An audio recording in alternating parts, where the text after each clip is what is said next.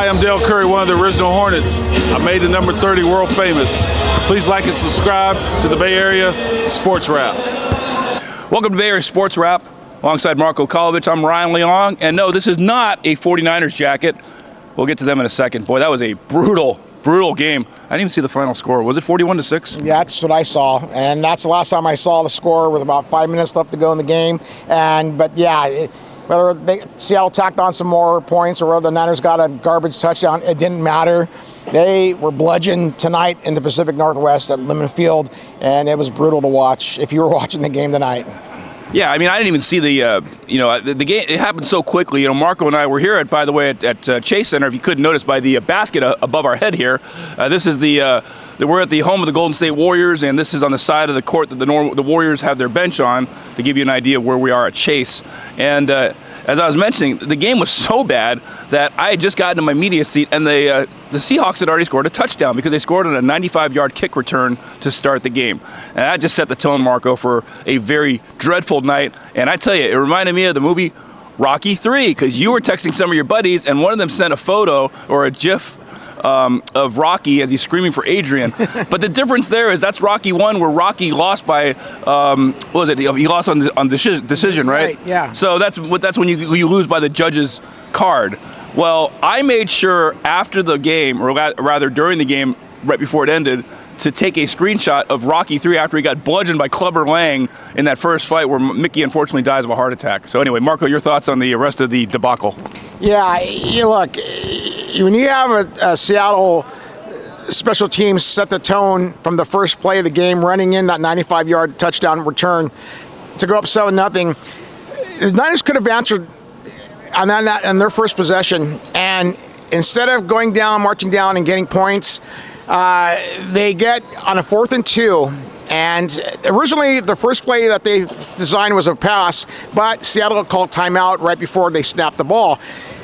And you think, well, okay, maybe Kyle Shanahan would have maybe went back to that same play, or maybe designed something for run CMC.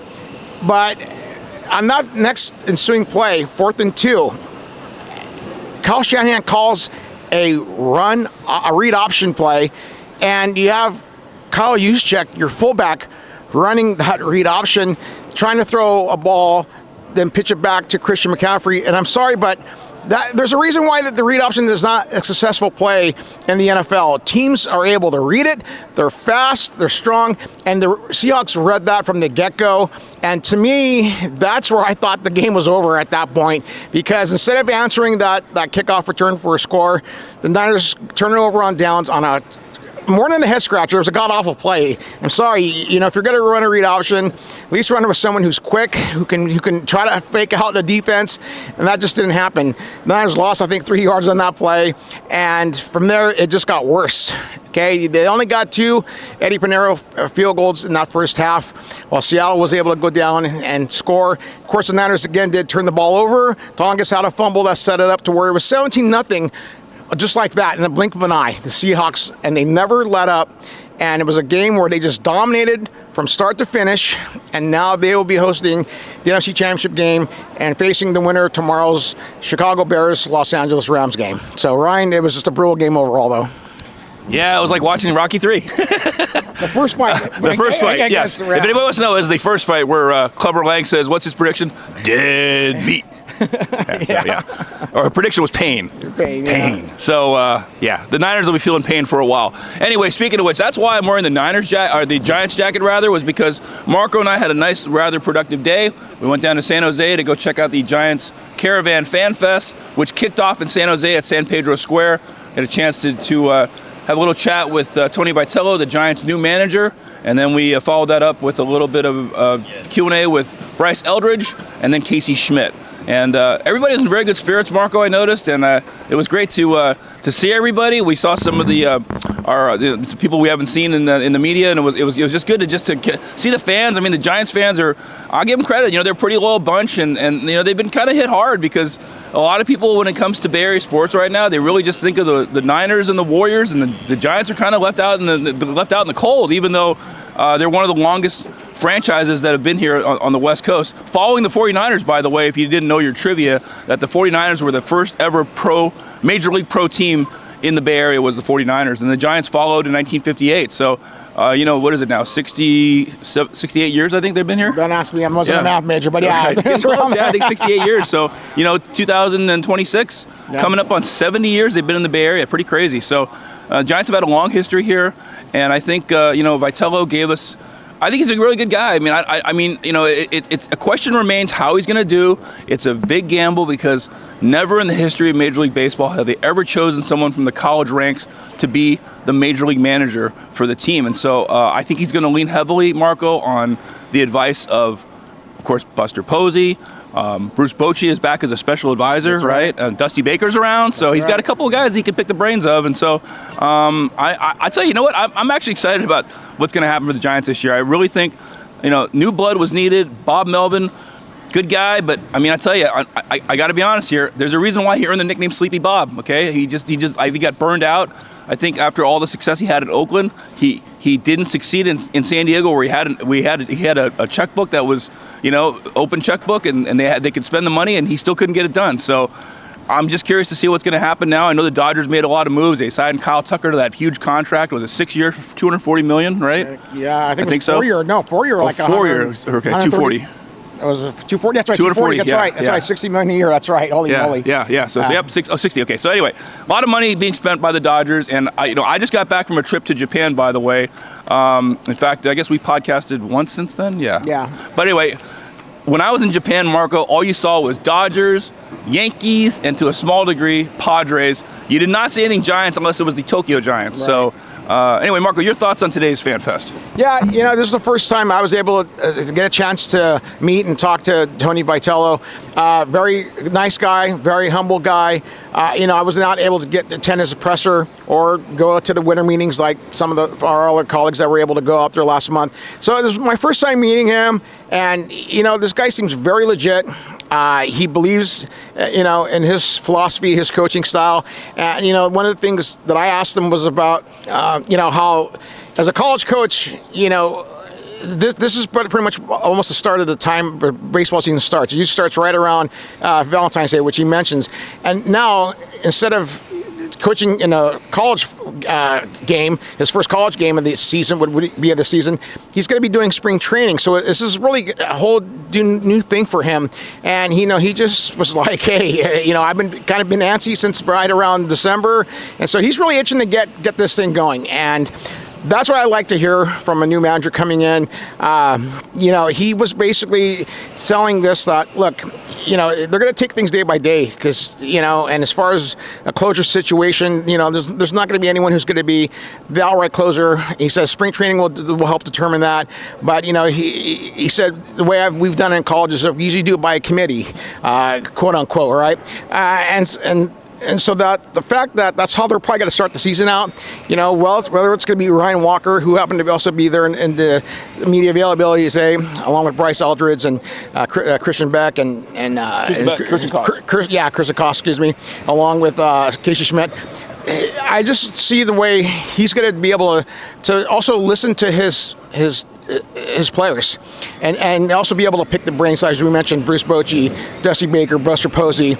And I think that, whether this spells out success for this 2026 season for the Giants, despite what the Los Angeles Dodgers have done, pretty much put an all-star team on paper, I think we're going to see a lot more fun baseball being played by the Giants. Last few years, you can't say it was fun watching this team play. Okay, kind of like the way how the San Jose Sharks have started to turn things around with the young players that they got injected with Celebrini and Smith and the Chernyshovs and the Kurashevs.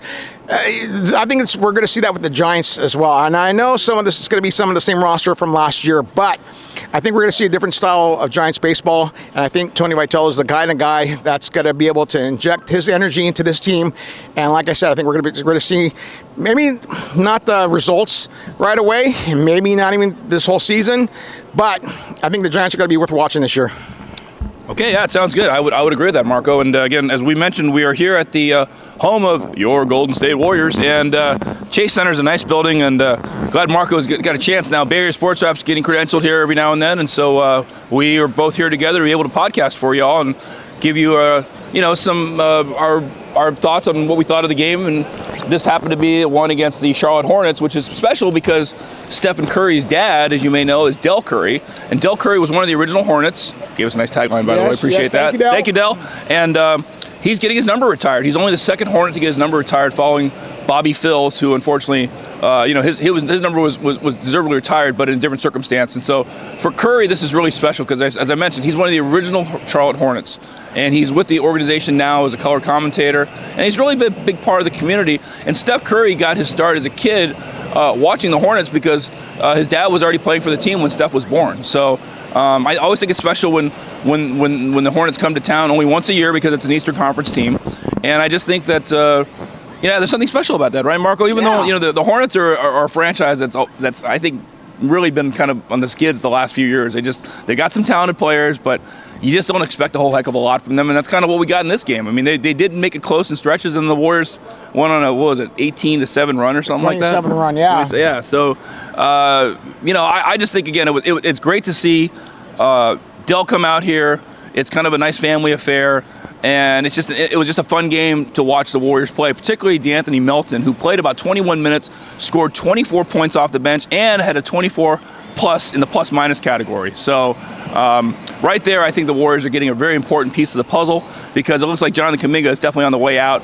And I know Marco had a chance to ask Steve Kerr a question in pregame, which is pretty funny, and he asked, would Kuminga get any playing time with some players being out? He's out particularly in his ankle sprain, yeah. Yeah, and you tell the rest. Yeah, and of course, Kerr gave me the cliche answer saying like, well, there'll be possibilities for that to happen, but, Yeah, right, and there's a chance that you could have a date with the Playmate of the Year. Pretty much, yeah. My chances for getting with the Playmate of the Year actually are better than Jonathan Kuminga getting any minutes anytime soon with the Golden State Warriors. As sad as that it is, but that is the current situation here. And look, this team's finally starting to get healthy. They're only now missing Seth Curry, Steph's brother, who's dealing with sciatica issue right now. But once he comes back, this is going to be a complete team now. And the depth, the bench is starting to finally foster. It's starting to do what it was meant to do. And look at a guy like DeAnthony Melton. Wow, since he's come back from that injury, his body's getting stronger. His minutes are going up, and he's just playing really great basketball for this team. He really was a catalyst of that 20-7 run. It was 82-79 at one point late in that third quarter, and then he really sparked that team. He had a three, he had a drive, 5 quick points, and he also was playing great defensively. And that's the thing I like about Marko, Ryan, is that he's a two-way player. He's not just a guy who's a scorer, hit a three. He's got to play defense. He's got to create turnovers and start, the transition the opposite way and get the Warriors some easy points. And so I liked how he's been playing, and you had a guy who you had Will Richards start literally at the last second tonight because Jimmy Butler did not play. He had a personal issue literally right before tip-off, and Steve Kerr said, hey, Will, guess what? You're starting tonight. So, and he did well, in that role. But basically, when we talked to Anthony Melton after the game tonight, just recently, he said how he knew he needed to step up with everyone else, because the Jimmy Butler was not going to play, that they needed some scoring, they needed they needed the defense, and he provided that. And I just love the way DeAnthony Melton has come back. It can never be easy to suffer a season-ending ACL and then come back and get your body to where it should be. And it took really over almost 2 years for this to happen for him. But now we're seeing what DeAnthony Melton can bring to this Warriors team. And the reason now they're at a season high, 5 games over 500 right now, Ryan. Yeah, no, I agree, Marco. I think the Warriors are starting to put it together, and as long as they can try to get some good defense. And as Draymond Green pointed out in postgame after the Hornets win, he was saying how Charles Lee tried some gimmicky defense that he didn't care for, and he made him pay for it by making a team high in threes for the game. Yeah, which was 4 of 8. Yes, 4 of 8 of its 8 of 14 shots. Yeah. Anyway, again, an entertaining night here at Chase Center. A good day for us here at Bay Area Sports Wrap, going to the Giants Fan Fest and then coming here to the Warriors game.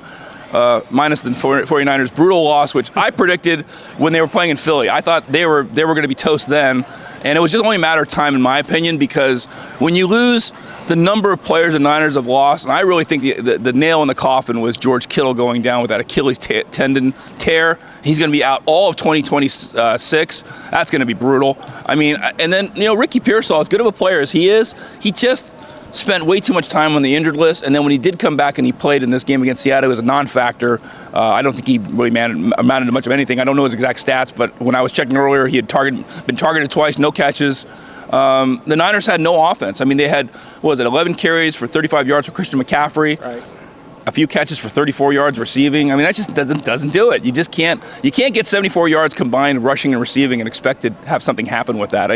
The Niners just played a tremendously bad game. And as Marko said, Kyle Shanahan, when he's pressured, he does not perform well as a coach. He outcoaches himself. He makes incredibly stupid decisions, and he does this consistently. So if he's consistent about one thing, right, he's consistent about the mistakes he makes when he should coach, when it's pretty obvious to probably the rest of us, or certainly people like Marko who know football well. You just don't do the stuff that Kyle Shanahan's doing, and that's why his record is what it is in the postseason, because he just doesn't do well under adverse conditions like that. Right. And again, for those, who were able to watch it, you saw Brock Purdy running for his life the entire game, not just one or two plays here, but the entire game. The offensive line was just non-existent tonight, and I know some of the play calling was bad, but when you have your quarterback having to get out of the pocket within 2 seconds and run for his life, scrambling to the left or right and trying to force plays and make desperation throws, it's never going to be a formula for success. Kyle Shanahan, I think, got desperate on that 4th and 2, wanting to run a read option, which is, I'm sorry, it's just a bad play. And maybe he felt like because of the way that the offensive line was and the way the defense had trouble stopping the run tonight, Kenneth Walker had a couple of rushing touchdowns, and it's just, again, the injuries caught up to him. And whether you go up against a good team like Seattle, okay, they deserve the number 1 seed for a reason, okay, and they proved why they're the number one seed, and why they're going to be hosting the NFC Championship game next week at Lumen Field. They're a complete team, both offensively, defensively, and then they definitely won the special teams battle tonight. Even when they weren't running touchdowns back on the kickoff return, their punter was kicking balls inside the 5-yard line to set up the Niners with horrible field position, which again just led to more of Brock Purdy running for his life tonight. So, look, they just got to heal up, come back next season, hopefully stay healthy. Again, if they could trade for a guy like Max Crosby and put him on the opposite side with Nick Bosa, that's a potent rush that you don't even need to blitz on. And again, who knows, does Robert Salah go and accept the head coaching job next season? Does what's his name, Clay Kubiak, also, he's been getting requested for head coaching jobs. What's the coaching staff going to look like next year? There's a lot of questions to be answered. There's going to be no George Kittle. So, look, this is going to be a big offseason for John Lynch, and how he can improve this team to where if they do suffer catastrophic injuries, there's some depth on this team, and there was none. And that's why they had why they were able to not do anything tonight against Seattle. But look, give Kyle Shanahan credit. Even though tonight was a bad play calling, and as far as throughout the whole game, they got this team to 12 wins and he got them in the playoffs and the Final Four in the NFC. To me, when you have all those catastrophic injuries and they still got to where they went, Ryan, I still think he did a hell of a job this year. Yeah, it was a successful season, but again, when I was at the game against Seattle and I knew the Niners didn't win that number 1 seed, I knew that they were on borrowed time because they needed the rest, bottom line. And Seattle, I mean, the crazy thing was, as well, they played well against the Niners. The Niners did the best they could, losing 13-3, but it seemed like they were down by 20 points, and even though they only lost by 10. That was the difference. Also, the fact that Seattle really does have a certain cohesiveness in their locker room. I mean, I go in there, Marko, I told you, I smelled like a humidor after, or like I'd been in a cigar lounge. These guys are smoking up cigars like crazy, and it was like, I had not seen an atmosphere like that. I've been covering sports, folks, since 1998. Okay, I've been in a lot of locker rooms. I was there for the NFC wild card game when Terrell Owens caught that pass from Steve Young. I was there for that game. I had the luggage tag, by the way, for it. I'll show it to you next time. They gave a luggage tag, by the way, as a giveaway item that day. Fred Inglis, formerly of Channel 2, posted a video of that because he was there for Channel 2 for that game. And so I'll just use that as an example. But I was there for that game. I've been there for a lot of games, and I've never seen a locker room celebrate like the Seahawks did at Levi Stadium. That was something special. And so I would not be surprised if you see that Seahawks team at Levi Stadium next month in the Super Bowl and perhaps winning the Super Bowl, which I know would really piss off the Niner fans. I think it would be kind of comical, to be honest. I would say that's probably the team Niner fans hate the most is the Seahawks. I mean, maybe the Rams are kind of a distant second, right? Yeah. But yeah, they don't like the Seahawks at all, for sure. But again, that team's fun to watch. I mean, if you guys get a chance, I had a chance to go in their locker room after they beat the Niners, and just the interviews I got, and just the vibe I got from their players. It's hard to root against the Seahawks. This is not the Seahawks when Richard Sherman was on the team or Russell Wilson. It's a very different Seahawks team, and it's hard to dislike them. But I know Niner fans couldn't care less. They'll call them the Sea Chickens or whatever other insult you want to call them, Marco. But again, I'm looking forward to seeing what's going to happen on Sunday and to see who the Seahawks will host in the NFC Championship. Right. And again, it was just, kudos, take your hat off to Seattle. They deserve to win this game. And they're, like I said, they're the number one seed for a reason, and they've earned it all throughout the year. One thing I want to mention real quick, getting back to the Warriors game here tonight. The Charlotte Hornets, they have a rookie sensation in Con Knuppel. He's a 4th overall pick this year. And in fact, his Duke buddy, Cooper Flagg, went number 1 to the Mavericks. So you had 2 freshmen who went in the top 4 of the draft, and Knuppel really deserved to be where he was selected. 24 points tonight. He was 4 or 5 from three-point land. This guy's got a sweet stroke from beyond the arc, and Charlotte's in good hands with him. They got Brandon Miller, who led them tonight with 28 points. Miles Bridges, who's a veteran on the team, and is about to take over, become the all-time leading scorer in this franchise history. You just look at, they're an upcoming team. Yeah, they're still going through growing pains, but look what happened to OKC. They had a lot of high draft picks for 3, 4, 5 straight years. And now those guys have matured to become the best team in the league. With guys like Chet Holmgren, Shai Gilgeous-Alexander, Jalen Williams. Those are the reason why those guys are the number 1 team right now, and they're the defending world champions. So for the Charlotte Hornets, I think, with the guys they got right now, they fight till the very end. They did tonight. Again, they got down to 3 points at one point, but the Warriors still, led wire to wire, and it was a team that they needed to win. And again, now they're at 24-19, 5 games above 500. They got the Miami Heat coming in on Martin Luther King Day as they continue this 8-game homestand, and it's been something that they've needed. That's what Coach Kerr said during his press conference, that they needed this to rest, and it's been paying off for them, Ryan. And Marco, we'll see you back here on Monday. We'll both be here for that game on MLK Day against the Miami Heat, so we're looking forward to it. And of course, we'll get our interviews. I got a lot of work to do. I got a lot of video to post from the Giants Fan Fest and from this Warriors game, and of course this podcast as well. So thanks to all you folks for watching us here on Barry Sports Wrap. We'll continue to try to bring you the unique perspective from Marco and myself. And for Marko Ukalovic, I'm Ryan Leong, reporting from Chase Center for Barry Sports Wrap. We will see you next time.